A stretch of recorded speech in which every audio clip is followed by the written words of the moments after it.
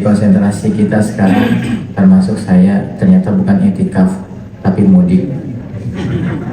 Jadi lebih sibuk mikirin bekal mudik daripada bekal itikaf. Mudah-mudahan apapun langkah kita, mudah-mudahan tetap niat kita adalah untuk mencari ridha Allah Subhanahu wa Ta'ala. Ternyata mudik itu ada filosofinya, Pak. Jadi mudik itu bukan hanya sekedar pulang kampung. Merenung saya tadi malam, kenapa lah ya ada pakai tradisi mudik. Ternyata Pak, kita juga nanti semuanya akan mudik. Mau mudik gak Pak? Mudik. Karena rumah kita bukan di dunia ini Pak. Ini bukan kampung kita. Di sini kita perantau semuanya kita. Nanti kita akan mudik. Kemana mudiknya Pak? Insya Allah mudah-mudahan kita mudiknya ke surga. Karena apa? Karena nenek moyang kita aslinya adalah penduduk surga. Jadi kita jalan-jalan sejenak. Makanya kita selalu diingatkan untuk jangan, kan kata Rasulullah, kun fid dunya ka'annaka gharibun. Jadilah engkau di dunia seolah-olah engkau adalah orang asing. Memang orang asing kita Pak. Bukan tempat kita di dunia. Kita kembali nanti ke surga. Masalahnya Pak, mudik teh butuh bekal. Nah, bekal itu nantinya akan menentukan kita mudik mau jalan kaki, pakai motor, pakai bis, atau pakai pesawat. Makin banyak bekal kita, makin cepat kita bisa mudik. Betul Bu? Kebayang nih kalau saya sama Pak RW mudik ke Riau pakai motor, berapa lama nih kan? Bus kan baru sampai Jakarta. Jadi kalau kita keluar Jawa nggak bisa pakai bus, harus pakai bus. Biar cepat. Jadi Bapak Ibu, ternyata Masya Allah. Jadi kita sekarang di dunia ini mempersiapkan bekal untuk mudik. Biar mudik kita bisa cepat, maka bekal kita harus banyak. Betul Pak Bu? Dan kita harus booking tiket jauh-jauh hari supaya tiketnya tidak terlalu mahal, ya, biar diskon. Jadi Pak Bu, jangan nunggu kita mumpung masih muda, kita booking tiket dari sekarang. Satu, tiketnya belum terlalu mahal. Kedua, waktu nyicilnya masih lama. Dan persiapan-persiapan lain masih banyak bisa kita lakukan. Begitu ternyata. Bapak Ibu sekalian yang dirahmati Allah Subhanahu wa Ta'ala, sebagaimana saya sampaikan pada pertemuan sebelumnya, di bulan Ramadan ini kita belum melanjutkan tentang ayat-ayat ya ayyuhalladzina amanu. Kalau pekan kemarin, 2 minggu yang lalu, kita bicara tentang orang yang baik menurut Al-Quran. Nah, hari ini kita tanggal 16 nih, tanggal 16. Maka kita akan bertemu dengan, kalau menurut sirah, momen nuzulul Quran. Maka mari kita berdekat-dekat, banyak mempelajari Al-Quran, berikan hadiah terbaik kepada Al-Quran. Kita ambil maknanya dari Al-Quran yang Allah turunkan kepada kita ambil pelajarannya. Pada kesempatan pagi hari ini, saya ingin mengajak diri saya sendiri dan Bapak Ibu semuanya, mari kita perhatikan satu di antara ayat-ayat Allah Subhanahu wa Ta'ala yang terdapat di surah Az-Zumar. Surah Az-Zumar. Az-Zumar itu juz 23 awal, dan sebagian besarnya ada di juz 24. Kalau kita baca Quran, surat-surat di Quran itu nanti itu banyak kemiripan. Misalnya gini, surah Az-Zumar, surah Al-Mu'min, atau Al-Ghafir, kemudian Al-Fussilat, dan itu ayat-ayat yang diawali dengan tanzil, tanzil, tanzil. Nah, dan surah Az-Zumar ini ayat kedua, surah kedua kalau menurut urutan mushaf, yang Allah awali dengan tanzil, di mana setelah sebelumnya di surah As-Sajdah di juz 21. Tanzilul kitab minallahil azizil hakim. Diturunkan Alkitab dari sisi Allah yang maha perkasa lagi maha bijaksana. Yang akan kita pelajari hari ini adalah surah Az-Zumar ayat 23. Surah Az-Zumar ayat 23. A'udzubillahi minasyaitonirrajim.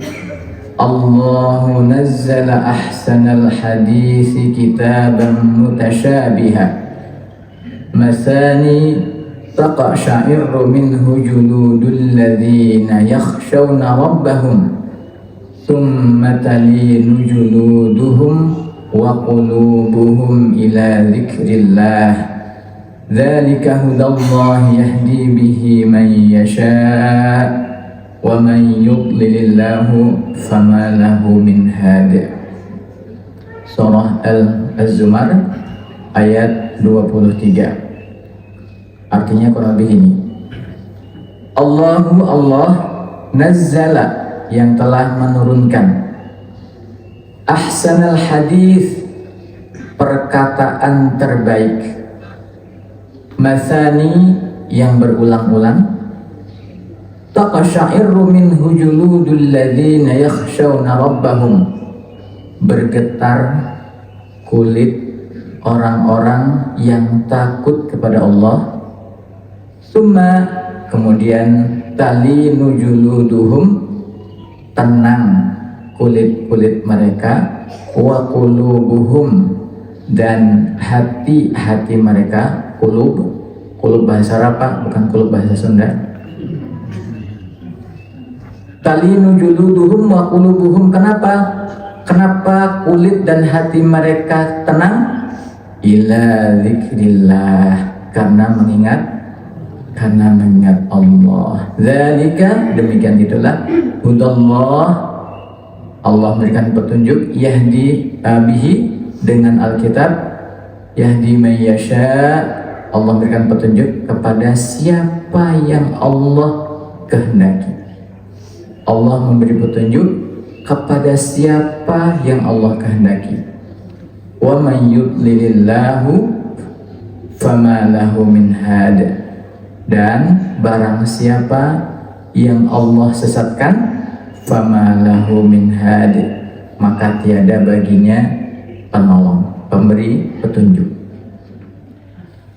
Ayat ini Bapak Ibu, Allah mulai dengan kalimat Allahu nazzala ahsanal hadis. Allahu nazzala. Kalau dalam bahasa Arab, susunan kayak begini itu ada dua kemungkinan. Pertama, bisa dibalik. Nazzalallahu ahsanal hadis disebut dengan jumlah fi'liyah.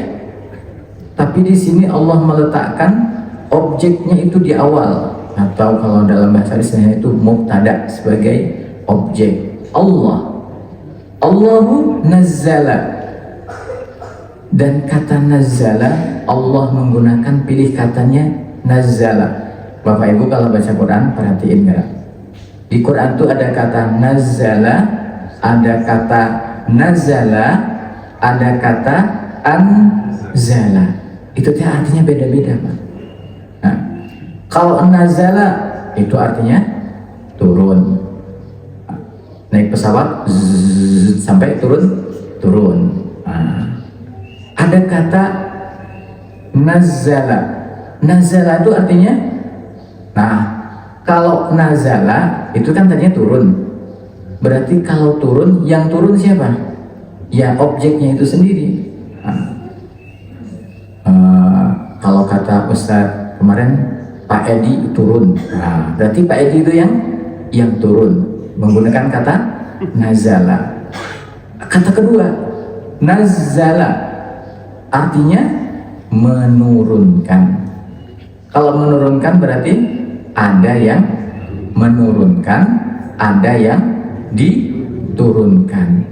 Berarti yang menurunkan itu aktif, yang diturunkan pasif. Yang menurunkan siapa? Allah. Yang diturunkan apa? Nah, itu nanti kelanjutannya. Ada yang ketiga, anzala, artinya menurunkan juga. Bedanya gimana? Bedanya nazala dengan anzala. Makanya hujan itu nazala. Ada juga kata anzala. Tapi kita perlu baca dulu konteksnya apa di situ.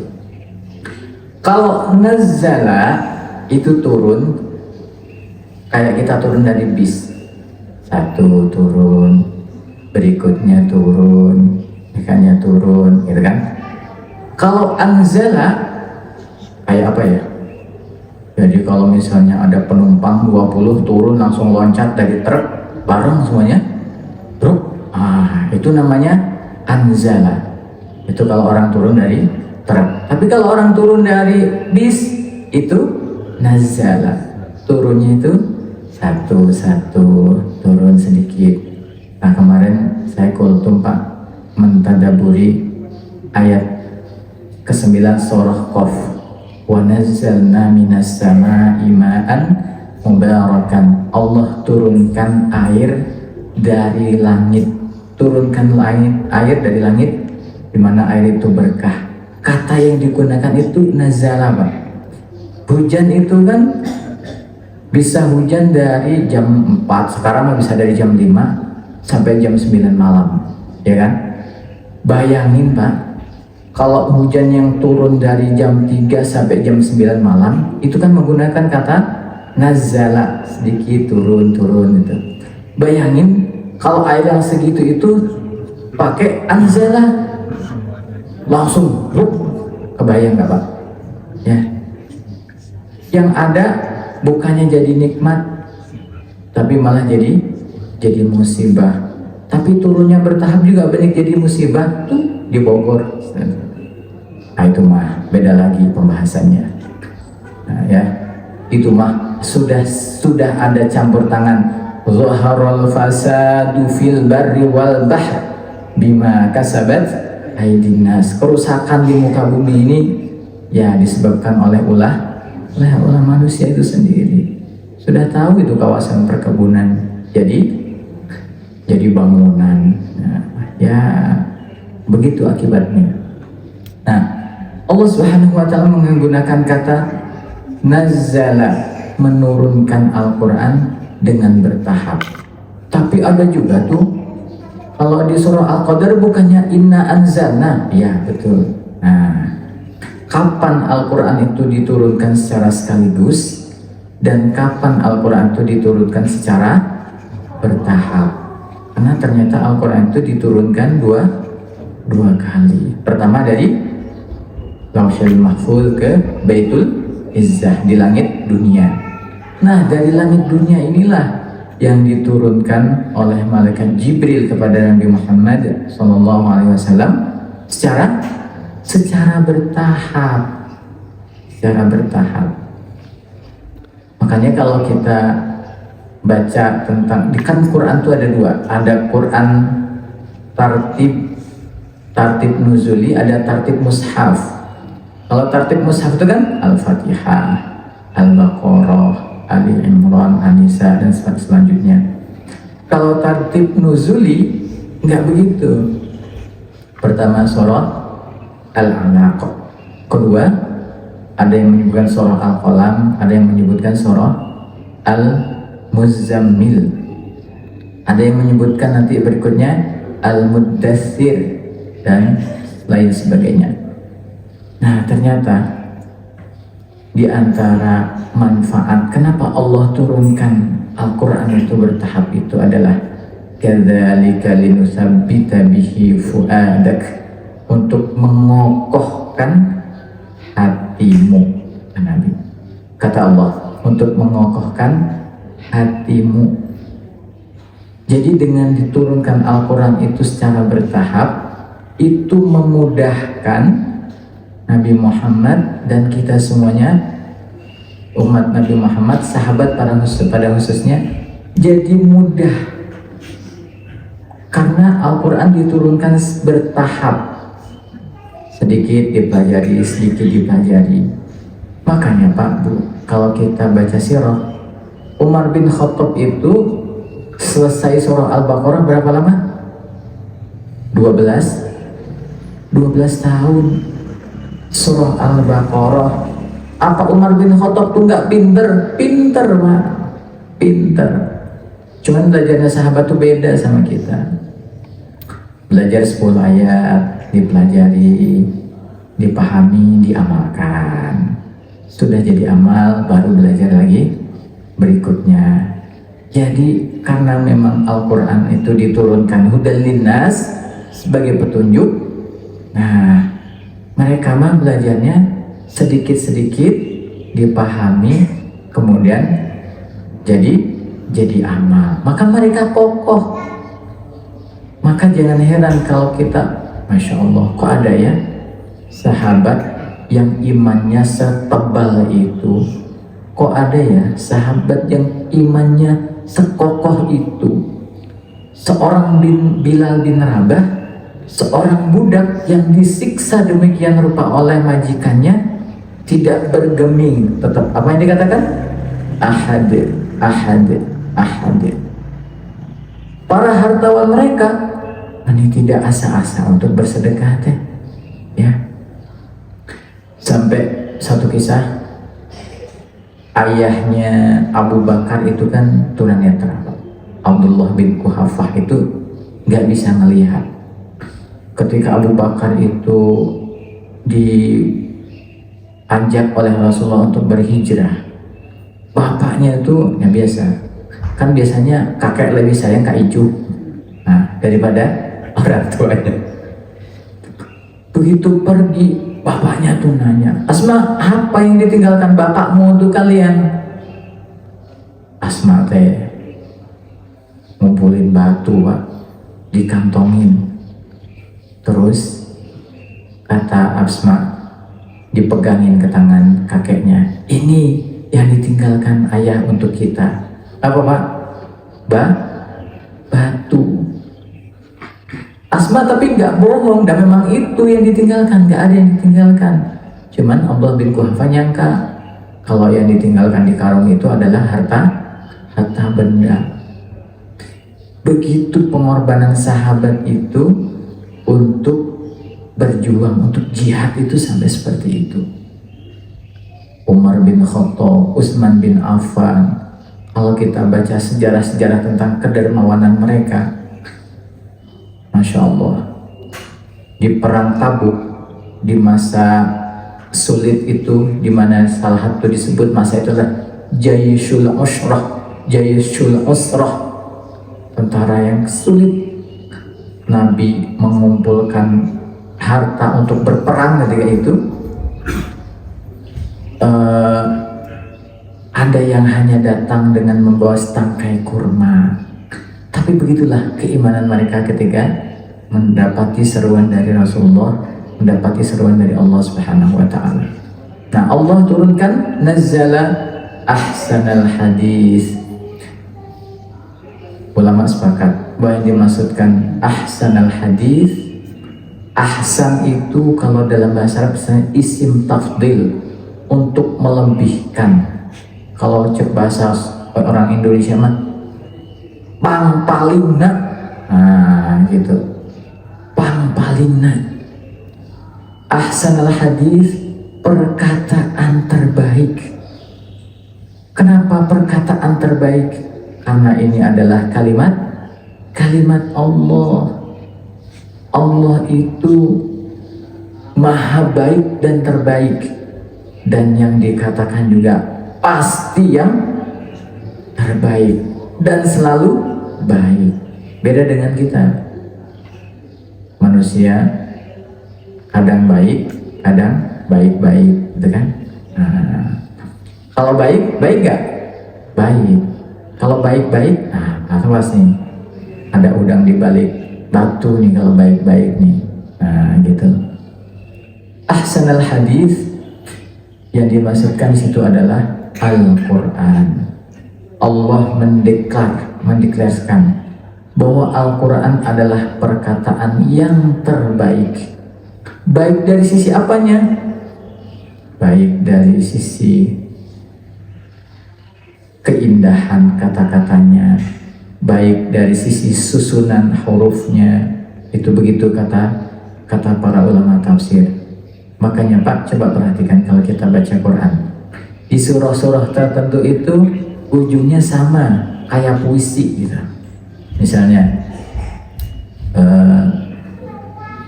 Idza zulzilatil ardu zilzalaha wa akhrajatil ardu athqalaha. Ha semua. Al-Fil misalnya, alam tara kayfa fa'ala rabbuka bi ashabil fil alam yaj'al kaidahum fi tadlil wa arsala 'alaihim tayran ababil. Susunannya tuh indah gitu, kayak puisi. Makanya dulu ketika Musailamah Al-Kadzab itu ditantangkan untuk bikin, ya coba bikin satu surah saja seperti Quran.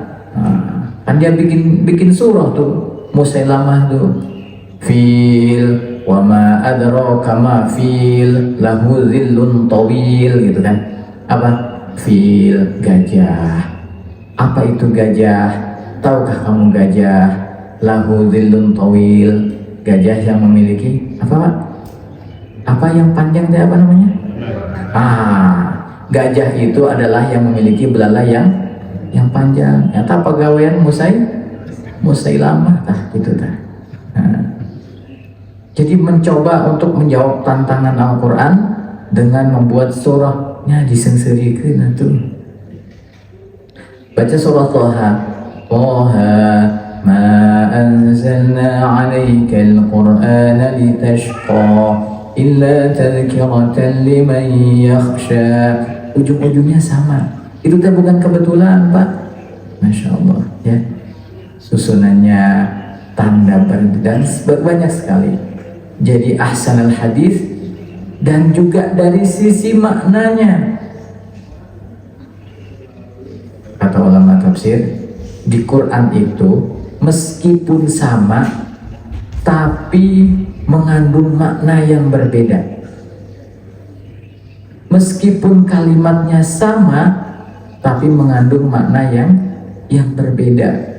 Karena Quran itu ada ilmu yang namanya munasabatul ayat, kaitan dari satu ayat dengan ayat yang berikutnya atau sebelumnya.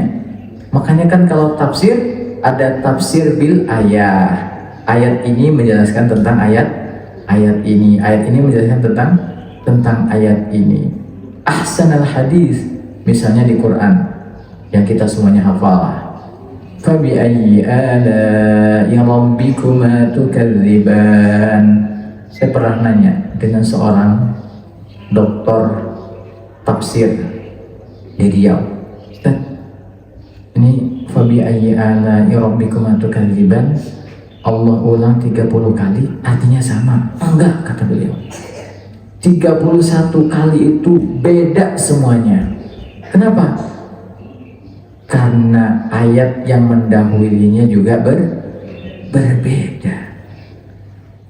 Misalnya kita bilang enak, berulang-ulang bilang enak. Bilang enaknya sate dengan karedok beda kan rasanya? Kalimatnya sama, enak. Karedok enak tuh, enak. Sate enak. Rendang enak. Tapi enaknya karedok, sate, rendang beda tuh, beda. Nah, makanya ketika kita, salah satu cara kita untuk mentadabburi Quran itu, kita baca ayat itu, lalu kita baca ayat sebelumnya dan sesudahnya. Karena satu ayat dengan ayat lain itu ada kaitannya, ada hubungannya. Ketika fabi ayyi ala'i rabbikuma tukadziban, Allah menceritakan tentang Rabbul Masyriqaini wa Rabbul Maghribain, bahwa Allah yang memelihara timur dan barat. Ketika Allah bilang fabi ayyi ala'i rabbikuma tukadziban, tentang bahwa yakhruju minhumal lu'lu' wal marjan, dari laut itu keluar lu'lu' dan marjan. Beda nikmatnya pertanyaan fabi ayyi ala'i rabbikuma tukadziban ketika berbicara tentang kenikmatan terbit dan terbenamnya matahari, dengan berbicara tentang kenikmatan yang Allah turunkan melalui laut berupa lu'lu' dan marjan. Dan beda lagi ketika Allah berbicara tentang berlayarnya kapal. Semuanya itu memiliki makna yang berbeda, kata beliau. Luar biasa. Sedangkan di Quran itu banyak sekali ayat-ayat yang memiliki kalimat persis sama. Makanya dulu saya kalau ngajar tahfidz, saya suka bercanda sama ibu-ibu. Ustaz, ngapalin sehari satu ayat aja kok susah ya? Enggak, saya bilang. Ibu sehari bisa hafal 5-10 ayat. Caranya gimana Ustaz? Alif Lam Mim. Hafal lah? Hafal. Alif Lam Mim ada berapa Pak? Al-Baqarah, Ali Imran, Al-Ankabut, Luqman, As-Sajdah. Berarti Alif Lam Mim ada berapa Pak? 5. Hafal Pak? Hafal. Berarti berapa ayat? 5 ayat. Oh kan? Fabi ayyi ala'i rabbikuma tukadziban. Ada 31. Wa yaquluna mata hadzal wa'du in kuntum shadiqin. Ada 4. Wailu yawma idzil lil mukadzibin. Sudah tidak terhitung, entah ada di beberapa surah. Berarti sebenarnya Pak, Quran yang kita bilang berapa ayat? Gampangnya teh 6.666. Tapi saya pernah ngitung Pak, nggak sampai segitu. Yakin nggak sampai segitu. Sampai saya tambahkan, oh bismillahnya dimasukkan. Enggak. Jadi yang benar itu kalau menurut jumlahnya itu sekitar 6.200 sekian. Itu yang sahih. Jadi dari sekian ribu ayat itu Pak, kalau kita ngehafalin, sebenarnya kita sudah banyak dapat bonus. Alif Lam Mim, terus hafal langsung ya. Begitu Alif Lam Mim, Bapak langsung mikir Al-Baqarah, Ali Imran, Al-Ankabut, Rum. Wah, sudah ada 6 tuh Pak. Ada lagi yang cuman Nun, Qaf gitu. Satu udah kita mau ngapalin, yang dilihat Al-Baqarah 282, nyanyi atuh lieur. Coba yang dilihat tuh yang mudah dulu. Nah gitu. Bu, kita sudah jadi orang tua semua kan. Waktu punya bayi, ngajarin jalan langsung 10 meter apa 1 langkah dulu? 1 langkah dulu kan? 1 langkah dulu langsung kokoh apa jatuh? Jatuh. Terus kalau udah jatuh diajarin lagi nggak? Diajarin lagi biar sampai bisa. Lah kita baru Tabarakalladzi biyadihil mulku wa huwa ala kulli syai'in qadir. Besoknya lupa, terus curhat sama ustazahnya. Ustazah, saya kemarin udah ngapalin tapi sekarang lupa lagi. Udah berapa kali? Baru sekali sih. Nah, harus berulang-ulang dan harus sedikit demi sedikit gitu. Jadi belajar itu jangan seperti sprint yang 200 meter. Coba filosofi lari. Orang yang lari 100 meter dengan yang lari 1000 meter lebih cepat yang 100 meter. Tapi yang 1000 meter itu lebih bertahan lama, sedangkan yang 100 meter langsung ngos-ngosan. Jadi belajar itu sedikit-sedikit. Cari ayat yang pendek dulu. Nah, menghafal cari yang pendek dulu. Amma yatasaalun, amma yatasaalun, amma yatasaalun. Nah, seperti itu. Ahsanal hadis.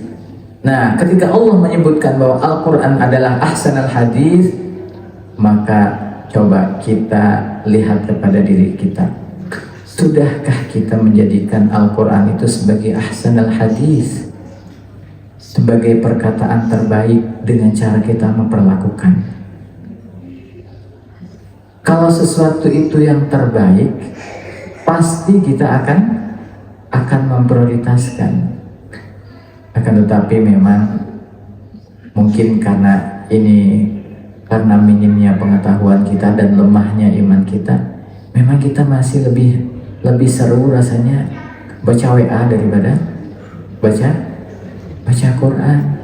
Baca Quran tanya 10 menit teh suaranya teh bukan makin kenceng, makin kecil, ujungnya tuh lapar. Tapi baca novel makin ke tengah makin seru. Nah begitulah. Kenapa? Salah satunya karena kita belum memahaminya, jadi kita juga belum menikmatinya. Maka agar kita bisa menikmati, maka kita pelajari Al-Quran itu tidak hanya sekedar dibaca ayatnya berpahala, betul. Tapi agar kita lebih nikmat mempelajarinya, maka jangan hanya sekedar membaca ayatnya, tapi coba kita lihat minimal terjemahannya dulu. Dari terjemahannya itu nanti kan akan muncul rasa penasaran, oh ini apa ya maksudnya gitu.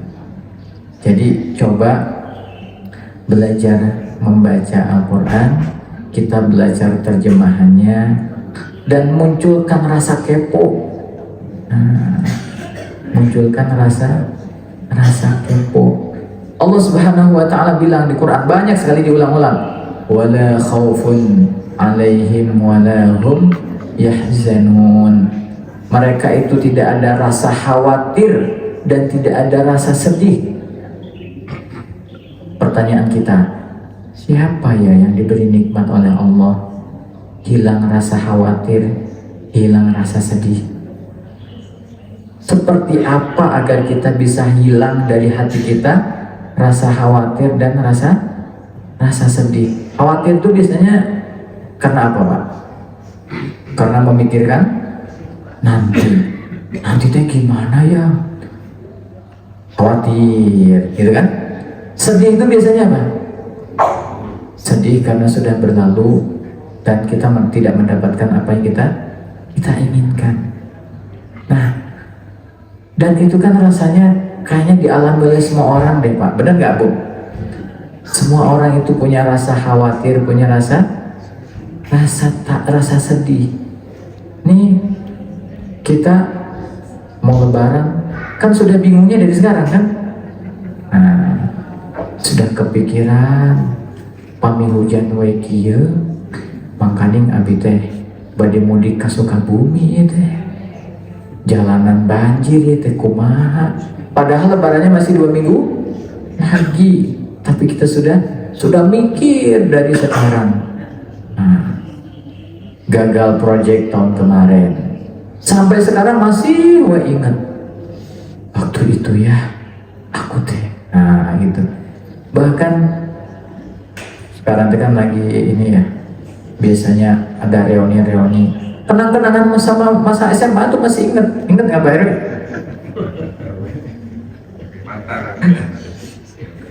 Makanya kalau kata anak muda sekarang jangan dibilang mantan tapi alumni. Ya, ahsanal hadis. Maka kita tunjukkan ahsanal hadis itu dengan kita memprioritaskan. Nih Pak Bu, di antara adab dalam membaca Al-Quran itu adalah tidak menghentikan bacaan hanya karena untuk menjawab seruan teman kita, kecuali di akhir ayat. Jadi salah satu adabnya itu saya dibacakan itu dalam buku Haqqut Tilawah. Haqqut Tilawah itu bicara tentang waqaf wal ibtida, bicara tentang adab. Jadi kalau kita lagi baca Quran nih, Innal ladzina kafaru sawa'un 'alaihim. Kamu kemarin ikut bukber enggak? Itu teh tong dijawab, Pak. Tong dijawab. Kapan kita jawabnya? Setelah am lam tunzirhum la yu'minun. Nah, tapi ilmunya harus sama, Pak. Karena kalau nggak sama, kata Ustaz Nurdin, kalau ilmunya nggak sama nanti jadi ribut. Sombong amat, baca Quran awak lewat manggil, didiamkannya aja. Itu. Padahal adab membaca Al-Quran itu ketika kita mau menghentikan bacaan mesti di akhir ayat. Ada di situ ternyata ada adab-adabnya. Ini kita lagi baca khatamallahu ala qulubihim wa ala sam'ihim. Sopi. Kita kira-kira terusin baca Quran apa buka WA dulu?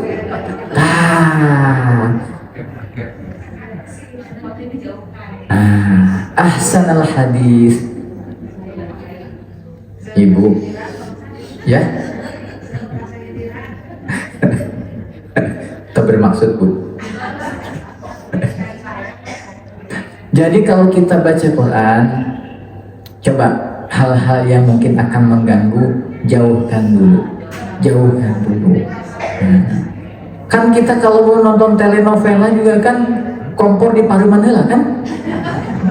Nah, supaya apa? Jangan lagi asik-asik dinonton, tiba-tiba bau gosong. Nah, itu sekedar untuk membaca telenovela. Hari mau baca Quran, WA diaktifkan, IG, Telegram, Twitter, semuanya diaktifkan. Baru baca ayat, masuk notifikasi, dipakai balas 4 sekaligus. Balasnya berbalas lagi. Akhirnya duduk 1 jam, 1 ayat terberes, saya ngebalas WA dan lain sebagainya. Nah, ketika kita ahsan al-hadis, maka kita juga harus memperlakukan dengan atuh tong eleh lah, atuh WA mah tadi bacain lagi, kita mau leungit tenang we gitu. Ahsan al-hadis masani yang berulang-ulang, ya, yang berulang-ulang. Ada yang menunjukkan yang berulang-ulang itu ayatnya, ada yang maksudnya berulang-ulang itu ayat dari satu ke yang lain. Itu mengulang-ulang. Dan apa tujuan mengulang-ulangnya? Tujuan mengulang-ulangnya adalah untuk memahamkan dan untuk menguatkan. Kan kita tuh dengan mengulang-ulang jadi semakin ingat kan? Nah, makanya kalau orang menghafal itu ada istilahnya murojaah. Nah, ada metode menghafal yang menarik, Pak Bu. Metode tikror katanya. Menghafal tanpa menghafal. Masa sibuk baca Dzalikal kitabu la raiba fihi hudal lil muttaqin. Baca 10 kalimatnya tak ada kalimat mau nempel. Nah, lil muttaqin memang gitu. Diulang-ulang. Nah, manfaatnya adalah untuk menguatkan pemahaman dan untuk mengingatkan. Mutasyabih, kitab mutasyabiha. Kitab Al-Quran itu mutasyabih, tapi yang dimaksudkan bukan mutasyabih yang ayat muhkamat dan mutasyabih, bukan. Kita sedang bicara ayatnya. Ayatnya itu mirip-mirip. Kalau Imam Qurtubi menyebutkan yusbihu ba'duh ba'doh, bahwa Al-Quran itu banyak memiliki kemiripan-kemiripan. Coba dari sisi bacaan aja, baca juz 1 aja, kita itu akan menemukan berapa kali ulangan kalimat wa mallahu bighafilin amma ta'malun, wa mallahu bighafilin amma ta'malun. Dan Allah itu tidak pernah lalai dari apa yang kamu lakukan. Allah tuh nggak pernah lengah dari apa yang kita lakukan. Ada juga yang menyebutkan bahwa sama adalah Al-Quran itu keseluruhannya dari awal sampai akhir semuanya berisi kebaikan. Dari awal sampai akhir semuanya berisi kebaikan. Jadi Al-Quran itu full makna. Ini tadi banyak ngalor ngidul, jadi udah tweet. Kita agak percepat sedikit. Nah, ini berikutnya, poin berikutnya. Taqasha'irru minhu juludul ladzina yakhshawna rabbahum. Dan orang-orang yang membaca Al-Quran itu kulitnya itu bergetar. Bergetarnya itu karena apa? Bergetarnya karena takut kepada Allah. Takut kepada Allah. Kenapa? Karena memang di Quran itu dua. Ada basyiran, ada nadhiran. Ada berita gembira dan ada peringatan. Makanya di Quran, coba perhatikan ayat tentang ashabun nar dan ashabul jannah itu berpasangan. Yang dekat saja, juz 1. Bala man kasaba sayyi'atan wa ahatat bihi khati'atuhu fa ulaika ashabun nar hum fiha khalidun. Itu peringatan bahwa barang siapa man kasaba yang mengerjakan sayyi'ah, suatu keburukan, khati'ah dan kesalahan-kesalahan, ulaika ashabun nar, mereka itu adalah ahli neraka.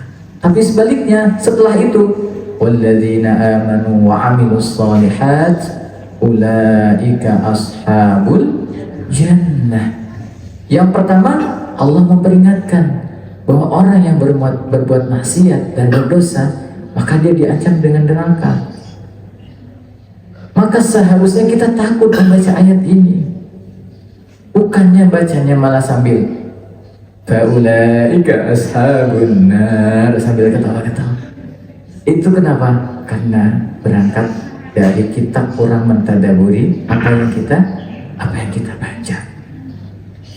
Sebaliknya, ketika Allah berbicara bahwa orang-orang yang beriman dan beramal soleh, maka dia itu adalah ahli surga. Maka kita harus bergembira.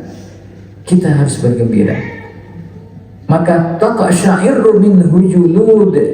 Kenapa yang di-mention kulit? Kulit ini banyak di-mention oleh Al-Quran. Ketika bicara tentang siksa yang pedih, yang di-mention apa? Kulit. Kullama nadijat juluduhum baddalnahum juludan ghairaha liyadzuqul 'adzab. Surah An-Nisa.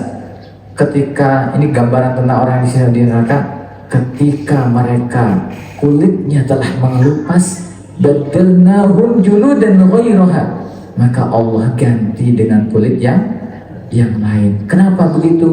Liyadzuqul 'adzab, untuk merasakan pedihnya azab.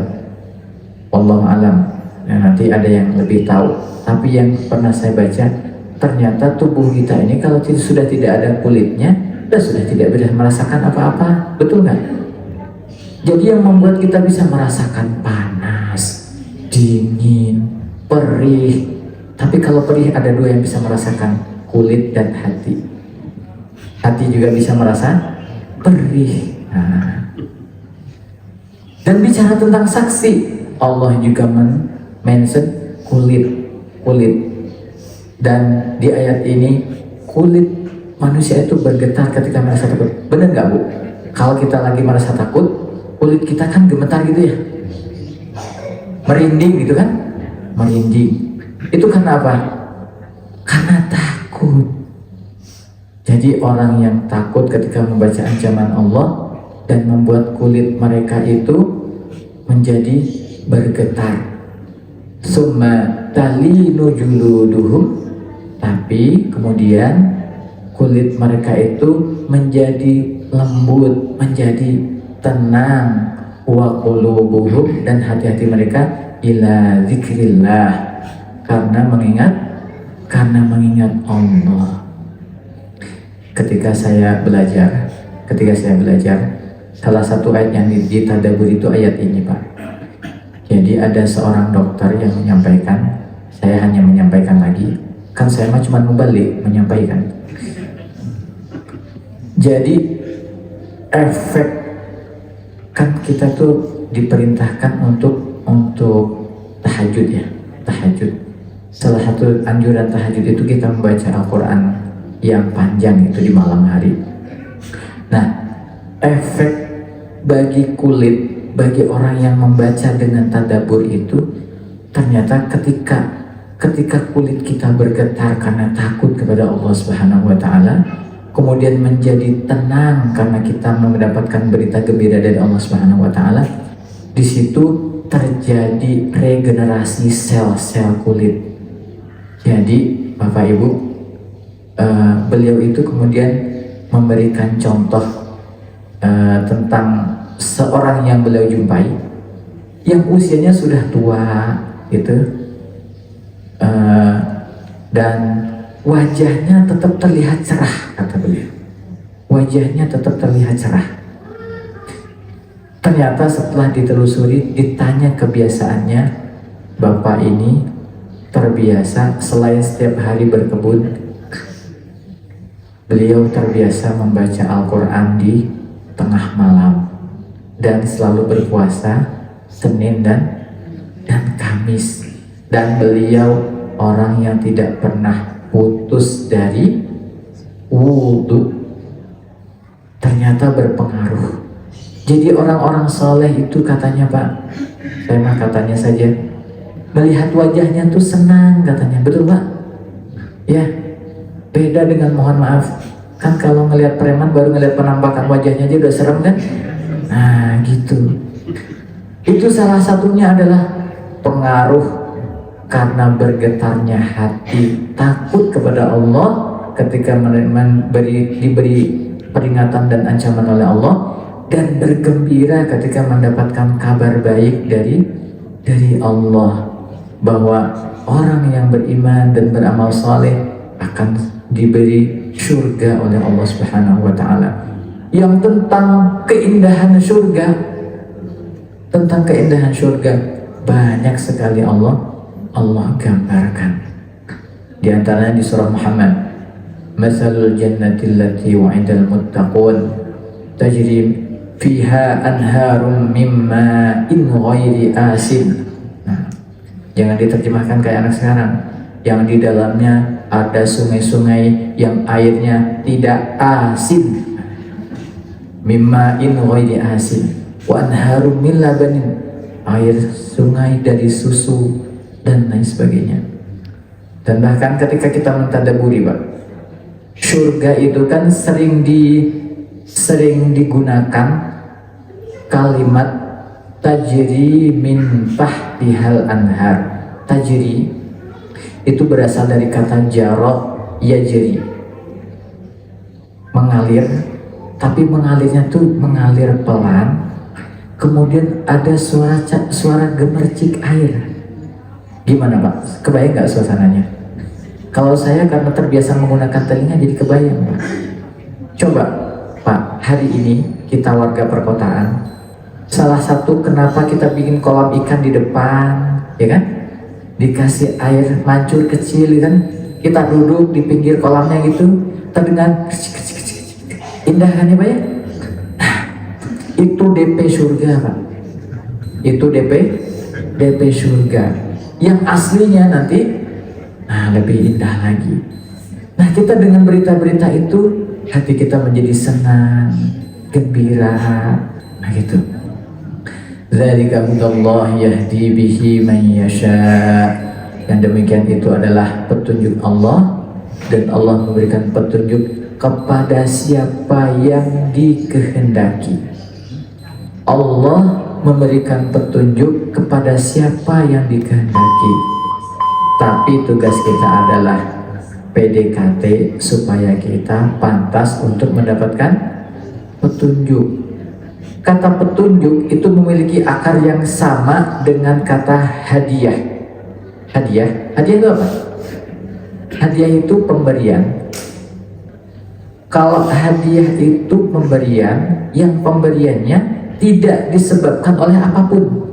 Benar gak? Kalau gaji, kenapa dikasih gaji? Karena sudah kerja. Kalau dapat bonus, karena kinerjanya bagus. Tapi hadiah itu tidak ada apa-apa, tiba-tiba dikasih saja. Nah, kata petunjuk hada yahdi hadiyatan, hada petunjuk, yahdi petunjuk, hadiyatan itu petunjuk, dan sekaligus juga hadiah itu adalah bermakna pemberian. So, masih hadiah kan ya Pak, Bu? Berarti yang kita hadiahi siapa Pak? Pasti orang yang kita senangi, kita cintai. Mungkin nggak kita ngasih hadiah tapi kita beri amplop? Wow, tuh boro-boro masih hadiah, campur lebar tuh. Nah, jadi kata hidayah itu berakar yang sama dengan kata hadiah. Hidayatan, hadiah. Maka Allah akan memberikan petunjuknya kepada siapa yang dikehendaki. Nah, hidayah di sini ada dua. Ada hidayatul taufiq, ada hidayatul irsyad. Kita membaca buku, mendengarkan kajian, dapat petunjuk? Dapat petunjuk. Oh, ternyata kalau sholat rawatib itu, kata Ustadz kemarin, barang siapa yang sholat rawatib sehari 10 atau 12 rakaat, nanti dibangunkan istana di surga. Hidayah bukan? Hidayah. Tapi sampai di situ baru sampai hidayatul irsyad, pengetahuan. Kapan jadi hidayatul taufik? Kalau sudah dikerjakan. Dan hidayatul taufik inilah yang wilayahnya adalah wilayah Allah. Kita wilayahnya hidayatul irsyad, memberitahu. Kitu teh sae neng jan, kitu teh sae. Sudah tahu? Sudah. Kalau sudah tahu gimana? Kita tinggal doakan. Mudah-mudahan Allah memberikan taufik. Taufik itu apa? Taufik itu berasal dari kata wafaqo. Wafaqo itu apa? Wafaqo itu cocok. Cocok apanya? Cocok yang kita mau dan cocok yang dimaui oleh Allah. Wa may yudlillah fama lahu min had. Dan barang siapa yang dikehendaki, yang disesatkan oleh Allah Subhanahu wa taala, maka dia tidak akan mendapatkan petunjuk. Dia tidak akan mendapatkan petunjuk. Oleh karena itu, guru kami sering menceritakan bahwa jangan memvonis seseorang karena kita tidak pernah tahu akhir kehidupan dari seseorang. Kita berhusnuzon kepada Allah Subhanahu wa taala, berprasangka baik kepada Allah Subhanahu wa taala. Mudah-mudahan akhir hidup kita husnul khotimah, masuk surga. Saya tutup dengan cerita. Jadi ini dikisahkan para ulama. Mau percaya boleh, nggak percaya nggak apa-apa. Yang penting kita ambil pelajarannya.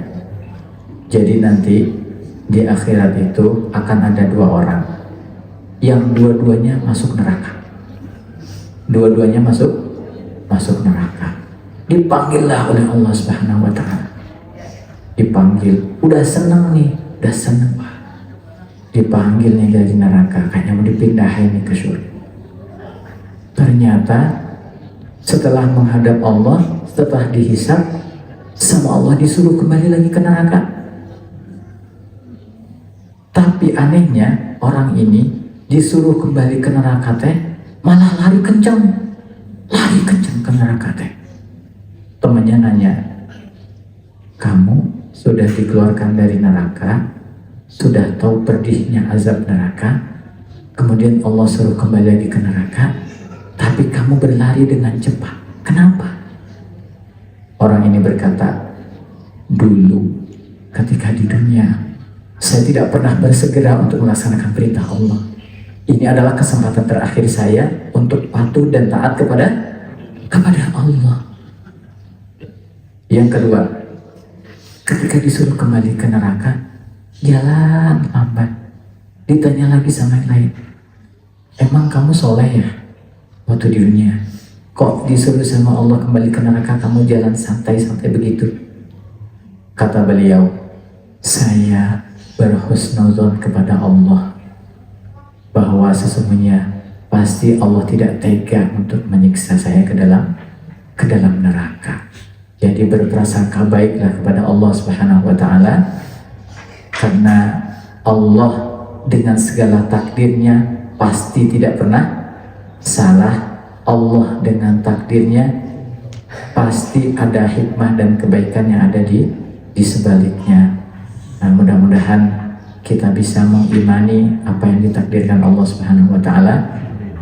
Ketika kita menghadapi sesuatu yang kurang menyenangkan, kita lihat ada kebaikan apa yang Allah simpan di sebalik itu.